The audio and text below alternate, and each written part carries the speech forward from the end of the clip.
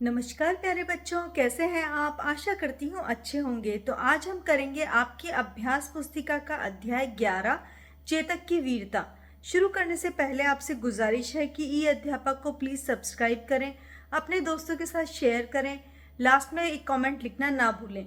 आपको इस बुक से संबंधित पूरी प्लेलिस्ट मेरे चैनल पर मिल जाएगी, उसे देखें। तो चलिए शुरू करते हैं। तो चलो शुरू करते हैं चेतक की वीरता। रणबीच चौकड़ी भर भर चेतक बन गया निराला था। राणा प्रताप के घोड़े से पड़ गया हवा को पाला था। तो जब चेतक जो महाराणा प्रताप का घोड़ा था, जब वह रण क्षेत्र में लड़ता था तो वो इस तरह से चौकड़ी भरता था। चौकड़ी भरने का मतलब है बहुत तेज वो भागता था, जिससे कि वो निराला यानी यूनिक बन जाता था। वहां पर अन्य बहुत सारे घोड़े थे, उन सभी में ये यूनिक बन जाता था। राणा प्रताप के घोड़े से पड़ गया हवा को पाला था। ऐसा लगता था कि वह हवा से एक कंपटीशन कर रहा है, इतनी तेज जो है वो घोड़ा चेतक दौड़ा करता था। गिरता न कभी चेतक तन पर राणा प्रताप का कोड़ा था। वह दौड़ रहा अरिमस्तक पर या आसमान पर घोड़ा था। तो इसमें बताया गया है कि चेतक के तन यानी शरीर के ऊपर राणा प्रताप का कोड़ा जो है वो एक इंस्ट्रूमेंट है, लाइक स्टिक नहीं होता है, लेकिन वो एक हथियार जो है वो अपने पास रखते हैं, जिससे अगर घोड़े की स्पीड कम होती है तो वो लोग मारते हैं, जिससे वो और तेज दौड़ने लगता है। लेकिन राणा प्रताप कभी भी कोड़े का यूज नहीं करते थे चेतक की स्पीड को बढ़ाने के लिए। वो अपने आप ही बहुत अधिक तेज दौड़ता था। वह दौड़ रहा अरिमस्तक पर। अरि का अर्थ होता है दुश्मन यानी एनिमी। तो महाराणा प्रताप का घोड़ा चेतक जो है वो इतनी तेज दौड़ रहा है कि ऐसा लगता है कि वह दुश्मनों के मस्तक पर, सिर पर भाग रहा है या फिर वो आसमान के ऊपर भाग रहा है। इसका निर्णय कर पाना थोड़ा मुश्किल है। जो तनिक हवा से बाघ हिली लेकर सवार उड़ जाता था। राणा प्रताप की पुतली फिरी नहीं जब तक चेतक मुड़ जाता था।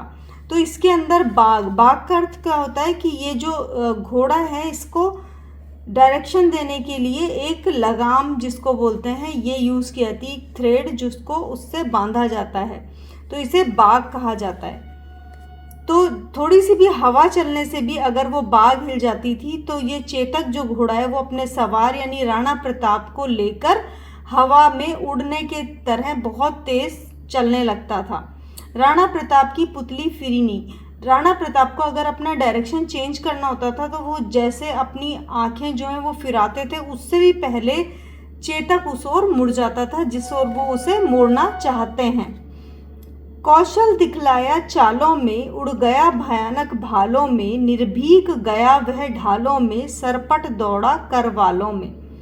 जो चेतक है उसका कौशल यानी उसका स्किल दिखता था उसकी चाल में। जब वो चलता था तो वो उसको पता चलता था कि वो कितना कुशल है। उड़ गया भयानक भालों में। जो भाले हैं वो उसको देख, जो जब युद्ध लड़ा जाता है तो भाला एक इंस्ट्रूमेंट जो है उसको यूज किया जाता था पहले। जो आप ये देखेंगे ये राणा प्रताप के महाराणा प्रताप के हाथों में भी है। इस इंस्ट्रूमेंट को भाला कहा जाता था। तो भाला जो है वो भी उसके सामने नहीं टिक पाता था। निर्भीक गया वह ढालों में। और चेतक जो है वो निर्भीक होकर युद्ध के मैदान में ढालों और भाल और ढालों के बीच में, ढाल जो है वो एक गोल होता था, गोल इंस्ट्रूमेंट होता था, जिससे कि जो सैनिक हैं वो अपने आप को दूसरे के वार से रोकते थे, उसको ढाल कहते हैं। सरपट दौड़ा करवालों में। और वो हाथों के अंदर जो तलवार लिए हुए दुश्मन होते थे उनके बीच में भी बहुत तेजी से दौड़ता था। है यही रहा अब यहाँ नहीं, वह वहीं रहा और है वहाँ नहीं, थी जगह न कोई जहाँ नहीं, किस अरिमस्तक पर कहाँ नहीं। तो इसके अंदर, इस वाले पैराग्राफ के अंदर कवि जो हैं वो कहना चाहते हैं चेतक की कितनी तेज थी चाल जो है वो कितनी तेज थी।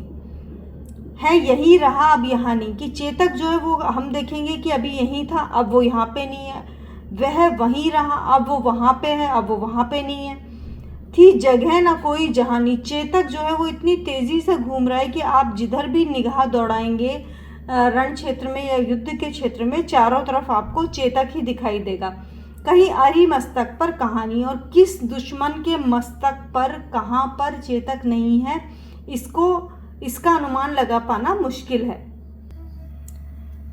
बढ़ते नद सा वह लहर गया, वह गया गया फिर ठहर गया, विकराल वज्र में बादल सा, अरि की सेना पर गहर गया। वह बढ़ते नद सा वह लहर गया, जैसे नदी जो है उसके अंदर जब पानी अधिक हो जाता है, उफान आता है, तो उसके अंदर एक लहर उठती है। ऐसे ही चेतक जब युद्ध के मैदान में चलता है तो ऐसा लगता है वह तीव्र लहर उठ रही है, जैसे नदी में उठती है। वह गया गया फिर ठहर गया, जो चेतक है वह जब युद्ध के मैदान में लड़ता है तो ऐसा लगता है कि वो अभी ठहर गया। विकराल वज्र में बादल सा, और फिर अचानक से वह विकराल यानी बहुत बड़े वज्र के समान बादल जो पूरे सेना के ऊपर छा गया, अरि की सेना पर गहर गया। इस तरह से अरि यानी दुश्मन की सेना के ऊपर वो मंडरा गया, जैसे एक घना बादल जो है वो अगर आकाश में आ जाता है गर्जना करते हुए और वो पूरे आकाश के ऊपर छा जाता है, उसी तरह से जो चेतक है वो दुश्मन की सेना पर छा गया। भाला गिर गया गिरा निशंक, है टापों से खन गया अंग, वैरी समाज रह गया दंग, घोड़े का ऐसा देख रंग। चेतक को युद्धभूमि में देखकर दुश्मनों के भाले गिर जाते हैं, उनकी निशंग यानी तलवारें गिर जाती हैं, और उनके जो उसके टापों की यानी उसके जो पैर जो होता है घोड़े का पैर, इसके जो नीचे वाले भाग से जो टप टप टप टप आवाज़ आती है उसको टाप बोलते हैं। तो उसकी टापों की आवाज़ से दुश्मनों का अंग जो है वो सिहर गया। वैरी समाज रह गया दंग, वैरी का अर्थ है दुश्मन, यानी जो एनिमी की आर्मी है वो चेतक के इस रूप को देखकर दंग रह गई। घोड़े का ऐसा देख रंग, और चेतक घोड़े का रंग रूप देखकर दुश्मन की सेना है वो दंग रह गई। इसके लेखक का नाम है इसके कवि का नाम है श्याम नारायण पांडे।